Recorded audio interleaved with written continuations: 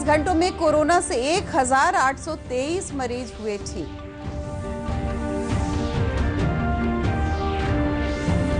बिहार विधानमंडल का मॉनसून सत्र 3 अगस्त को पटना ज्ञान भवन में।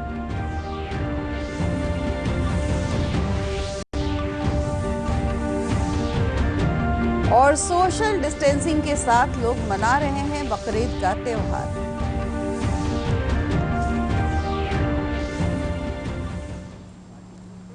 नमस्कार, 7 बजे के बुलेटिन में आपका स्वागत है। खबरों के साथ मैं सोनी सिंह। राज्य में बाढ़ की विभीषिका में कोई कमी नहीं आई है। वर्तमान में राज्य के 14 जिलों के 112 प्रखंडों की 1043 पंचायतें बाढ़ से प्रभावित हैं। बाढ़ प्रभावित लोगों की संख्या बढ़कर 49,05,000 हो गई है। लगभग 4 लाख लोगों को बाढ़ प्रभावित क्षेत्रों से निकाला गया है। एनडीआरएफ और एसडीआरएफ की 29 टीमें राहत और बचाव के कार्य कर रही हैं। सरकारी आंकड़ों के अनुसार राज्य में बाढ़ से जुड़े हादसों में 13 मनुष्यों और 16 पशुओं की मौत हुई है।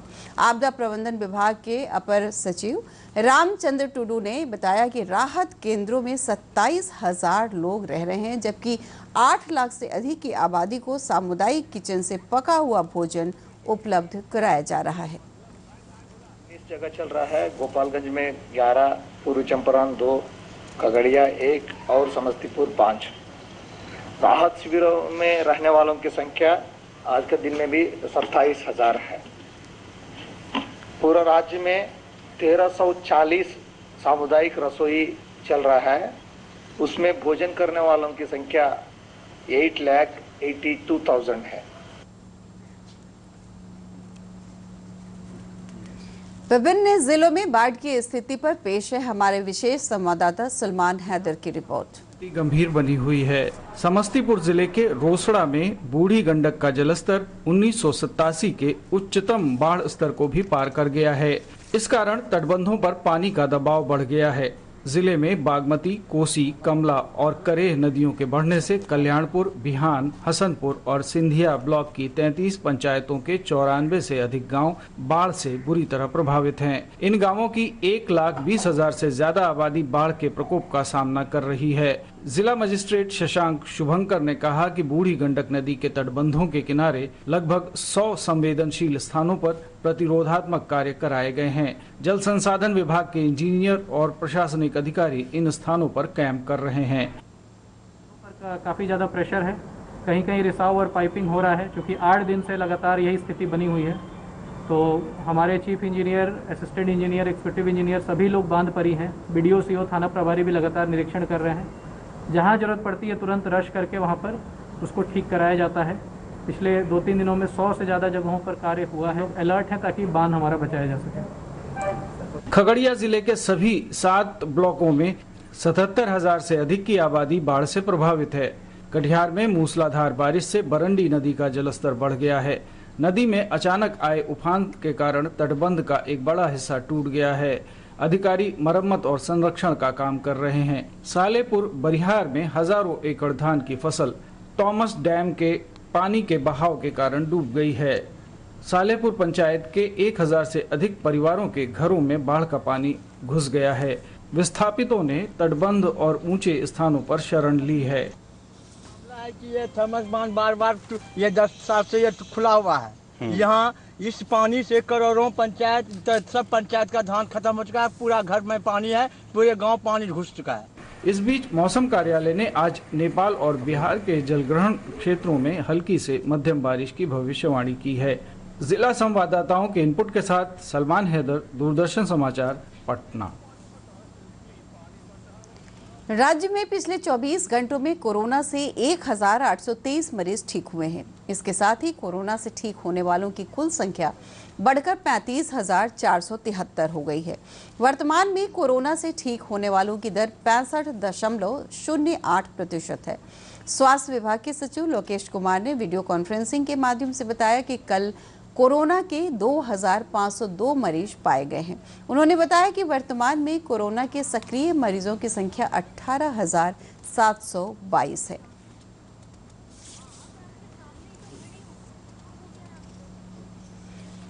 सूचना और जनसंपर्क विभाग के सचिव अनुपम कुमार ने 742 जांच किया था, आज हम लोगों ने 28,626 जांच किया है। इस प्रकार आप देखेंगे कि जो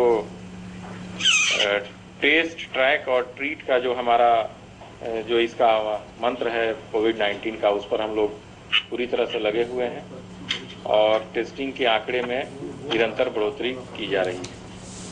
जहाँ तक पिछले 24 घंटे में कोविड-19 संक्रमण से ठीक हुए व्यक्तियों का प्रश्न है, 1,823 व्यक्ति ठीक हुए हैं और अब तक कुल ठीक हुए व्यक्तियों की संख्या बढ़ करके 35,473 हो गई है।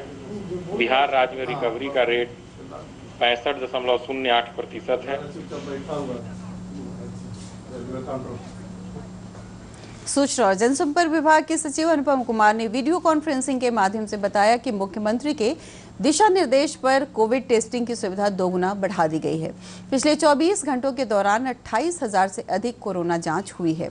उन्होंने कहा कि मुख्यमंत्री ने राहत कैंप में रह रहे सभी लोगों की अनिवार्य कोरोना जांच कराने के निर्देश दिए हैं। के साथ दोनों इश्यूज को अटेंड किया जा रहा है। कल जैसा मैंने बताया था कि माननीय मुख्यमंत्री द्वारा स्वास्थ्य विभाग की समीक्षा की गई थी बहुत डिटेल में, और सभी जिलों की भी सभी जिलाधिकारी और उनकी टीम भी उसमें थे। सभी हॉस्पिटल्स के साथ समीक्षा की गई थी और वीडियो कॉन्फ्रेंसिंग के माध्यम से हॉस्पिटल्स का निरीक्षण भी किया गया था, वहाँ के जो वार्ड्स हैं और जो चिकित्सा व्यवस्था है, और वहाँ डॉक्टर्स से बात भी की गई थी।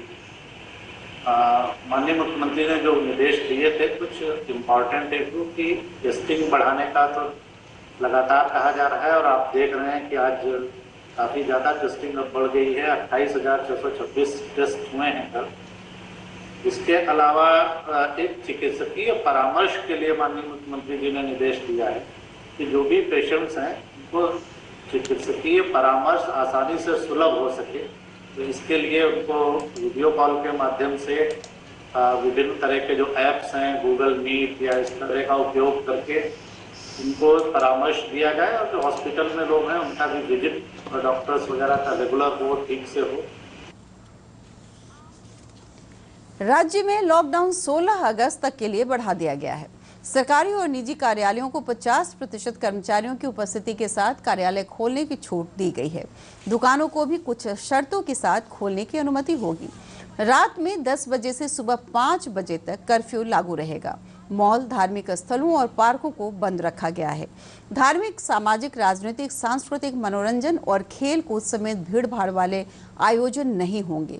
स्कूल, कॉलेज, कोचिंग संस्थान, प्रशिक्षण, अनुसंधान जैसे तमाम संस्थाओं को बंद रखने के निर्देश दिए गए हैं। ऑटो और टैक्सी सेवा पूर्व की तरह चलेगी। बस सेवा को पूरी तरह बंद रखा गया है। मालवाहक गाड़ियों के आने जाने पर रोक नहीं होगी। आवश्यक सेवाओं से जुड़े लोग निजी वाहनों का इस्तेमाल कर सकते हैं। सरकार के दिशा निर्देश के बाद आज से राजधानी पटना में दुकानें खुलने लगी हैं। बाजार में थोड़ी चहल पहल देखी जा रही है। कोरोना संक्रमण के डर के बीच लोग खरीदारी कर रहे हैं। कोरोना की तो बस सबके सब मास्क में है, ये एक चेंज है, और क्राउड भी कम है पहले से। तो बिहार विधानमंडल का मॉनसून सत्र अब केवल 1 दिन का होगा। कोरोना संकट को देखते हुए सर्वदलीय बैठक में इस पर सहमति बनी। 1 दिवसीय यह सत्र 3 अगस्त को पटना के ज्ञान भवन में आयोजित किया जाएगा। सत्र में राजकीय कार्य से संबंधित विधेयक पेश होंगे। सर्वदलीय बैठक में विधान परिषद के कार्यकारी सभापति अवधेश नारायण सिंह, विधानसभा अध्यक्ष विजय कुमार चौधरी, उप मुख्यमंत्री सुशील कुमार मोदी, संसदीय कार्य मंत्री श्रवण कुमार और राजद नेता अब्दुल बारी सिद्दीकी सहित कई पार्टी के प्रतिनिधियों ने भाग लिया। आगामी मानसून सत्र को देखते हुए ज्ञान भवन परिसर के आसपास सुरक्षा व्यवस्था के चाक चौबंद प्रबंध किए गए हैं। रक्षाबंधन के अवसर पर प्रदेश में अनूठी पहल हुई है। एक ओर जहां पूर्णिया में जिला प्रशासन महिलाओं को शौचालय बनवाकर उपहार स्वरूप दे रहा है, वहीं दूसरी ओर नवादा में जीविका दीदियां हस्त निर्मित स्वदेशी राखी बनाकर सरकार के आत्मनिर्भर भारत के सपने को साकार कर रही हैं। पूर्णिया जिले के झुन्नी पंचायत अंतर्गत महादलित टोले में सामूहिक शौचालय और स्नान घर का निर्माण किया जा रहा है। सुनीता देवी बताती हैं कि उन्हें इस वर्ष राखी पर शौचालय उपहार में प्राप्त हुआ है। सुनीता देवी ने राखी के अवसर पर जिला प्रशासन की इस पहल की सराहना की है। वहीं दूसरे प्रदेशों से आए मजदूरों को शौचालय निर्माण में रोजगार मिलने से उन्हें राहत मिल रही है। है ये प्रधानमंत्री से योजना से रक्षाबंधन के लिए गिफ्ट में मिला है। प्रधानमंत्री जो दिया है, डीएम साहब जो वाहन के लिए रक्षा किया है। बाहर जाते हैं, अभी बाहर जा रहे थे, अब जो बन रहा है बाहर नहीं जाएंगे। शौचालय से मतलब इसमें 4 लेटरिन रूम बन रहे हैं, 2 यूरिन वाला बन रहा है, पेशाब करने वाला, और 2 बाथरूम बन रहा है स्नान करने के लिए। सामुदायिक शौचालय का यहाँ बहुत आवश्यक था।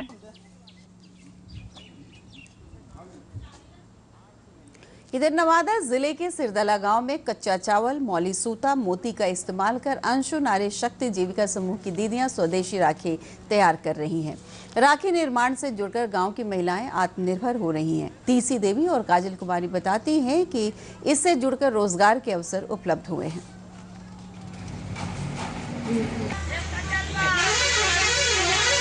हम लोग यह राखी बना रहे हैं। ऐसा बहुत सामग्री है जो हम लोग काम कर रहे हैं।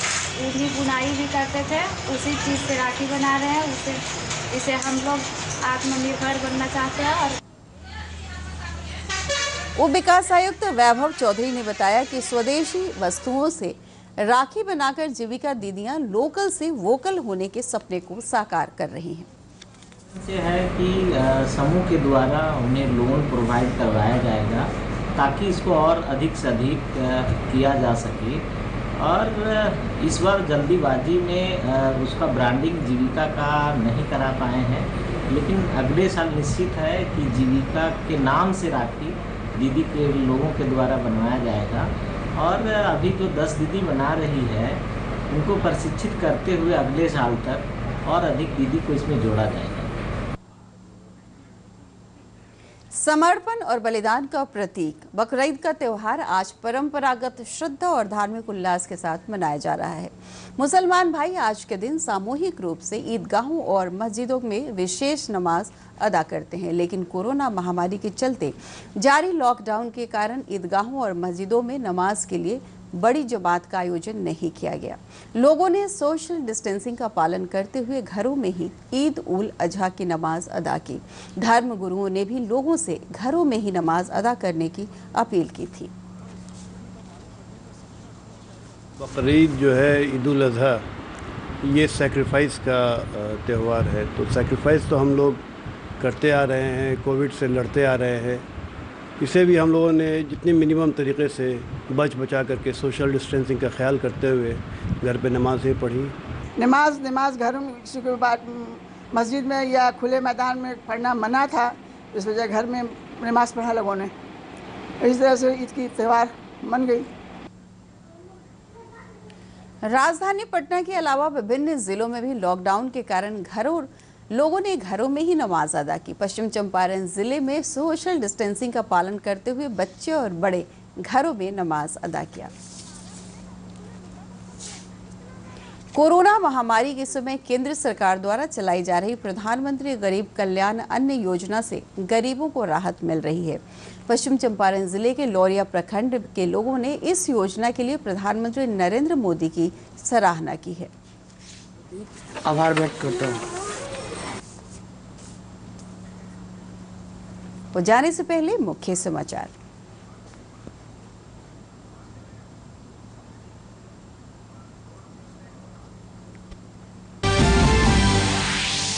प्रदेश के 14 जिलों में बाढ़ की स्थिति गंभीर। 45 लाख से अधिक की आबादी प्रभावित, राहत कार्यों में आई तेजी। राज्य में पिछले 24 घंटों में कोरोना से 1823 मरीज हुए ठीक।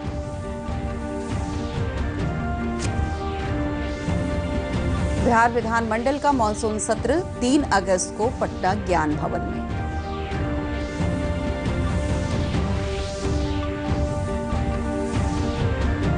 और सोशल डिस्टेंसिंग के साथ लोग मना रहे हैं बकरीद का त्यौहार।